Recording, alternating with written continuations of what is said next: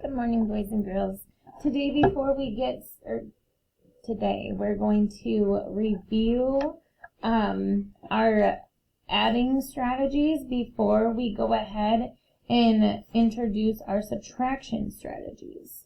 So, because I feel like this year with our math, we've been a little all over the place.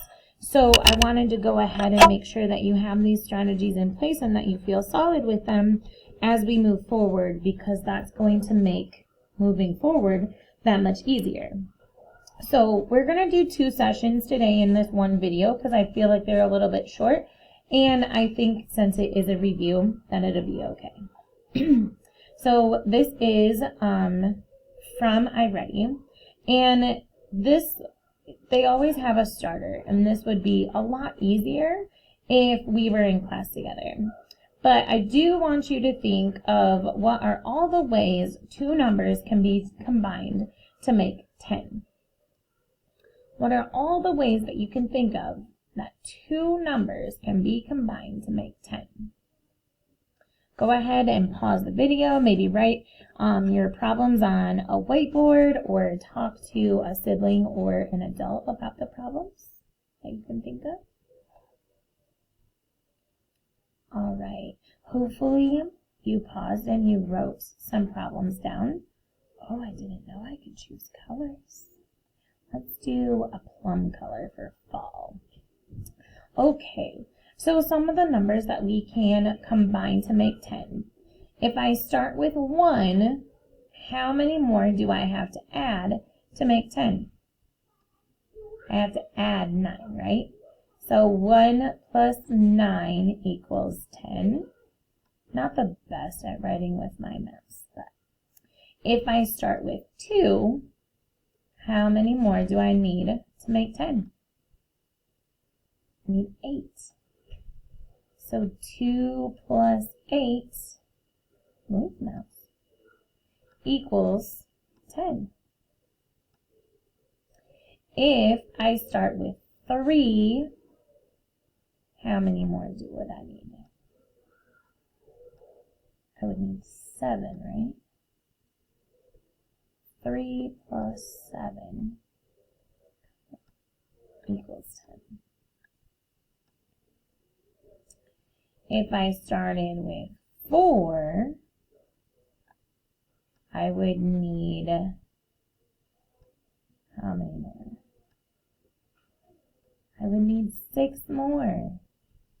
So 4 plus 6 equals 10. And then if I started with 5, this is our doubles fact. If I started with 5, I would need 5 more to equal 10. You guys are so smart. I'm so slow at writing with my mouse. All right. So this is half of the way that numbers could be combined to make 10, because over here, I could keep going. 5. Well, I could say 6 plus, and I'm just going to reverse these facts. So I have 4 plus 6 right here, or 6 plus 4, right? And then if I did 7, I already did 7 plus 3, or 3 plus 7. So now I'm doing 7 plus 3. Okay? And then 8 plus 2. 9 plus 1. And we forgot, I forgot, you probably didn't because you guys are so smart. What about if I started with 10? How many more would I need? I would need 0, right? And then to reverse that fact real quick, if I started with 0, how many more would I need? I would need 10 more. Perfect. So these are all, and if I had more time and more patience to write with my mouse, I would write equals 10 on this side, okay?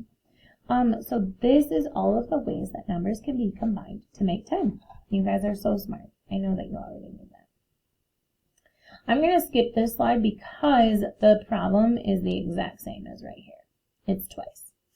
So Iready likes you to read the problem 3 times. And if you remember back probably a couple weeks now when we did the cubes, so we read the problem and we circle the important information, we underline the numbers, we box.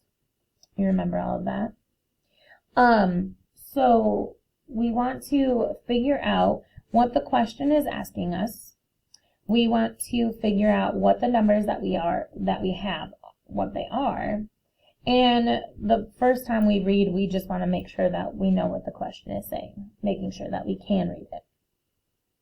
So there are 8 children on the playground, then 4 more join them. How many children are on the playground in all? This next time that I read the question, or read the problem, I want you to be thinking about what is the question. What are you trying to figure out? There are 8 children on the playground, then 4 more join them. How many children are on the playground? So for these ones, we start out with the problem being pretty easy to find. It's usually at the end, and it usually has a question mark at the end of it, right? Eventually, they'll get harder to figure out what we're trying to find out. But for right now, we're trying to find out how many children are on the playground. This time, when I read the question, I want you to be thinking about the information that you know and what numbers they give you. There are 8 children on the playground, then 4 more children join them. How many children in all are on the playground? So they tell you that there's 8 children and 4 more. More is a keyword and join them is a keyword. Because remember, when we're adding, we're bringing things together, right? So join means bring together. So now we want to figure out how to solve this. And this is where that little addition strategies book comes into play. What strategy would you use to solve this problem? Take a second. If we were in class, we would take a second here for you to solve this problem in the way that you think is the best. All right. So one of the ways that you can, it's kind of a bummer that I can't see your way that you solved it, but one of the ways that you can solve this problem is by drawing a picture, okay? So I'm going to start with 8 children because it says that there's 8 children on the playground. So I'm just going to draw 8 circles. If you really wanted to draw children, sure, sometimes you're not going to have enough time to draw detailed drawings though. 1, 2, 3, 4, 5, 6, whoops, 6 children over there. 6, 7, 8. Okay, so I have my 8 children. Now, 4 more join them. I could draw circles still, but I want to draw something that is going to distinguish what I started with and then what I'm adding. If I had a pencil, I would probably draw a circle and fill it in, but with my mouse, that's too difficult. So I'm just going to draw X's for the 4. Okay. Notice I have 1, 2, 3, 4, 5. 1, 2, 3, 4, 5.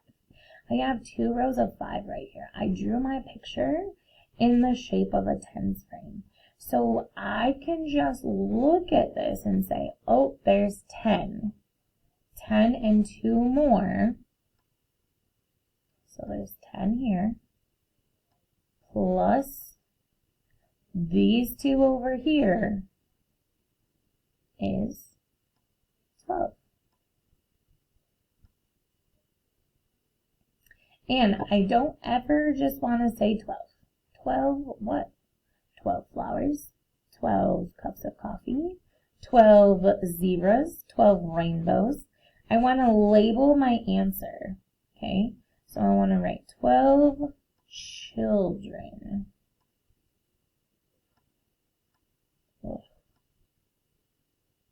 I need a touch screen computer so that way I can just write. All right, so there's 12 children on the playground in all. This is where we would share, okay? And so part of partner talking is I would give you a sentence starter in a way that you would start sharing, and you would say, how did you get started? And your partner would say, well, at first I thought I wanted to draw a picture, but then I realized I could just count on. That would be an example of a partner talk, okay? And I'm sure that you guys did discuss it in class last year.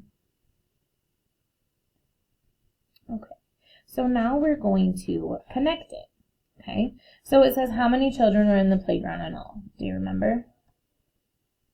There were 12. There were 12 children. I'm just going to write C. And it goes here. So now the numbers that we add are called add-ins. Add-ins. Okay? You can add numbers in different ways. Choose a way that you think works best. And this is what I tell you.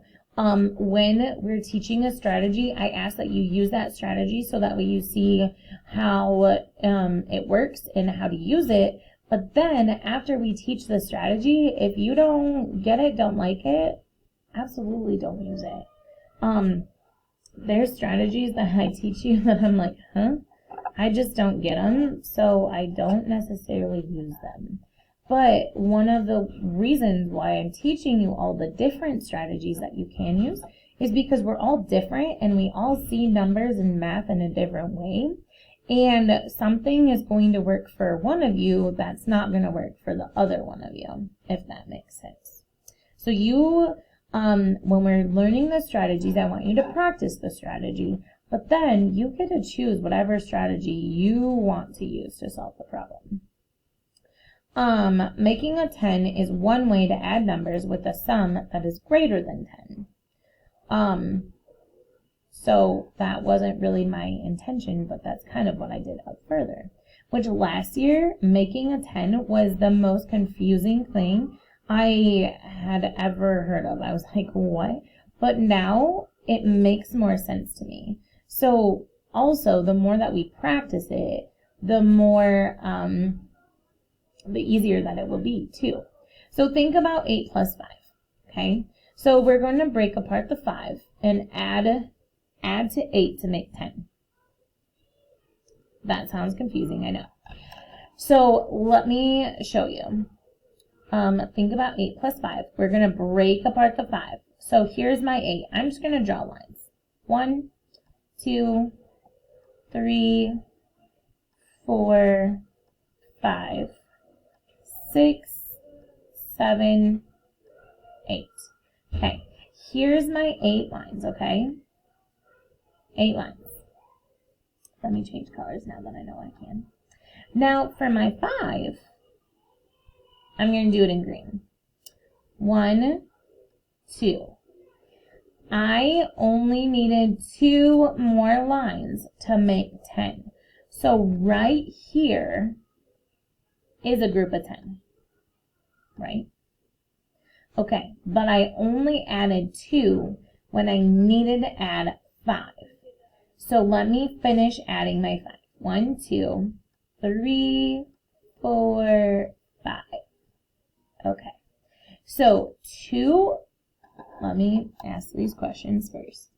What do you need to add to 8 to make 10? How many lines did we add to 8 to make 10? We added 2, right?